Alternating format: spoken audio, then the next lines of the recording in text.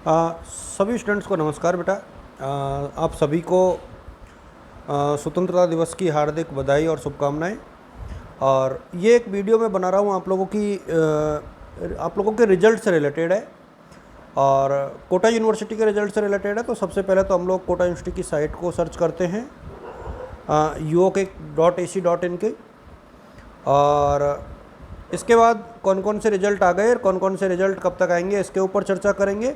कुछ चीज़ें हैं जिनके ऊपर मैं स्पेसिफाई तरीके से चर्चा करूंगा, जैसे कि आपके रिज़ल्ट में लिखा हुआ आता है पोसो, तो ये क्या है, PYTO क्या होता है, ग्रेस कब लगता है ना, और सप्लीमेंट्री कब आती है, कितने पेपर में सप्लीमेंट्री आती है।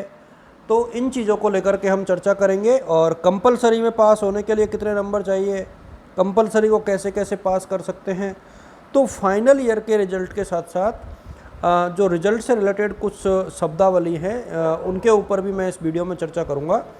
सबसे पहले हम लोग देखते हैं कि रिज़ल्ट किस किस क्लास का आया है। तो 2022 के यदि हम मेन रिज़ल्ट की बात करें तो आप यहाँ पर देख पाओगे कि सिर्फ बीकॉम थर्ड ईयर का रिज़ल्ट आया है यूजी में से। इसके अलावा कोई रिज़ल्ट जो है अभी तक नहीं आया है। यदि हम लोग पीजी की बात करें तो पीजी में अभी कोई भी परिणाम जो है नहीं आया है। तो ये अभी रिज़ल्ट का सीन है कि अभी रिज़ल्ट नहीं आए हैं। तो अब हम लोग आगे बढ़ते हैं कि रिज़ल्ट कब तक आ सकते हैं। देखिए, आप सबको पता है कि पीटीईटी की काउंसलिंग जो है शुरू होने वाली है और पीजी के एडमिशन भी शुरू होने वाले हैं। तो इन सब के मद्देनज़र मुझे ऐसा लगता है कि इस वीक का मतलब हुआ कि 16 तारीख से लेकर के और 20 तारीख के बीच में आप लोगों के दो परिणामों के आने की संभावना है। एक तो बीएससी फाइनल ईयर और एक आपका बीए फाइनल ईयर। उम्मीद है कि ये दो रिज़ल्ट जो हैं आपके 100% जो है आ जाने चाहिए। और इसके लिए जैसे मैंने अभी ये रिज़ल्ट देखा है उसी तरीके से आप जो है अपना रिज़ल्ट देख सकते हो साइट पर आकर के। अच्छा, रिज़ल्ट में से रिलेटेड कुछ बातें मैं आप लोगों के साथ शेयर करने वाला हूं और बहुत संक्षिप्त सी चर्चा है, आप अपने साथियों के साथ शेयर ज़रूर करना। देखिए, ग्रेस कितने नंबर का लगता है, तो ग्रेस जो लगता है वो लगता है 6 नंबर का। यानी आपका यदि पेपर टोटल 600 नंबर का होता है सभी पेपर्स का मिला करके बीए में, तो 6 नंबर का ग्रेस आपका लगता है। और ये 6 नंबर आपके किसी भी पेपर में लग सकते हैं, एक से ज़्यादा पेपरों में भी लग सकता है ग्रेस। तो एक ये है, और 36% मिनिमम जो है पास होना ज़रूरी है। दोनों पेपरों में मिलाकर के 36% लाना ज़रूरी है।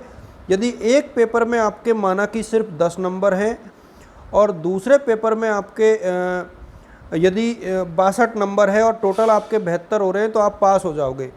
यानी अलग अलग पास होना ज़रूरी नहीं है, दोनों पेपरों में मिलाकर के पास होना ज़रूरी है। इसी प्रकार बीएससी में तीनों पेपरों में मिलाकर के पास होना ज़रूरी है, ऑल 3 पेपर्स में।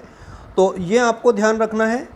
और कंपलसरी के पेपर में पास होने की यदि गति के ऊपर बात करें हम लोग, तो कंपलसरी में इस साल के हिसाब से आपके 9 क्वेश्चन सही होने चाहिए चारों पेपरों में। तो यदि 9 क्वेश्चन ठीक होंगे तो उसके 18 नंबर आएंगे और 18 के 100 में से 36 हो जाएंगे, तो वो स्टूडेंट्स पास हो जाएगा। और कंपलसरी में तीनों साल में मिलाकर के पास होना ज़रूरी होता है, लेकिन कोशिश ये रहनी चाहिए कि फर्स्ट ईयर में ही पास हो जाए। अच्छा, POSO का मतलब क्या होता है, पास ओनली इन ऑप्शनल सब्जेक्ट होता है।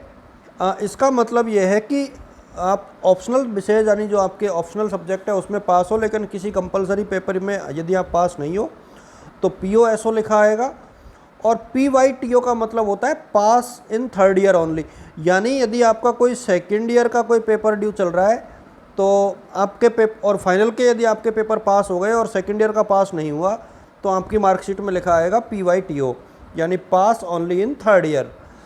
और इसके अलावा सप्लीमेंट्री कब आती है और कितने पेपरों में आती है, तो मैं आपको बता दूं कि सप्लीमेंट्री सिर्फ एक सब्जेक्ट में आ सकती है, सिर्फ एक सब्जेक्ट में, एक सब्जेक्ट के दोनों पेपरों में आ सकती है और एक पेपर में भी आ सकती है। तो सप्लीमेंट्री का ये नियम है।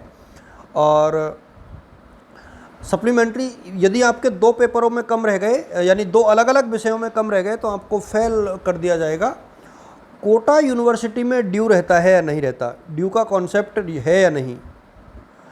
जी नहीं, कोटा यूनिवर्सिटी में ड्यू पेपर नहीं रहते हैं। कोटा यूनिवर्सिटी में सप्लीमेंट्री के साथ आपको पेपर पास करना होता है, नहीं तो आपको वो क्लास जो है दोबारा देनी पड़ती है। यानी कोटा यूनिवर्सिटी में ड्यू का कोई सिस्टम नहीं होता है। तो इस प्रकार से ये कुछ टर्म्स थी जिनको लेकर के काफ़ी बच्चे बार बार में सवाल पूछ रहे थे। तो मेरे हिसाब में आपको अपने सवालों के जवाब मिल गए होंगे। और जो फर्स्ट ईयर और सेकेंड ईयर के बच्चे हैं, फर्स्ट और सेकंड, उनके रिजल्ट के ऊपर भी मैं ये अपडेट देना चाहूँगा कि बीकॉम जो फर्स्ट ईयर और सेकेंड ईयर का परिणाम है वो संभवतः 25 तारीख तक आ जाएगा। लेकिन जो बाकी क्लासेज हैं बीएससी और बीकॉम, मुझे बीएससी और बीए, मुझे लगता है कि उनके फर्स्ट ईयर और सेकेंड ईयर का रिजल्ट सितंबर तक जाने के आसार नज़र आ रहे हैं। हालांकि कोटा यूनिवर्सिटी की जब साइट पर आप जाओगे तो आधिकारिक तौर पे आपको इन्फॉर्मेशन मिलती रहेंगी, और चैनल पर आप रेगुलर बेसिस पर विजिट करते रहें तो चैनल के माध्यम से भी आपको निरंतर जो है मैं सूचनाएं देता रहूँगा। और निश्चित तौर पर ये कुछ चीज़ें मैंने आज आपके सामने शेयर की हैं, आपको उपयोगी लगेंगी और आपको इन चीज़ों के बारे में पता होना भी चाहिए। और आप अपने साथियों के साथ वीडियो को शेयर कर देना। आप सभी को मेरी तरफ से all the best, good luck और शुभकामनाएँ। Thank you so much, keep watching.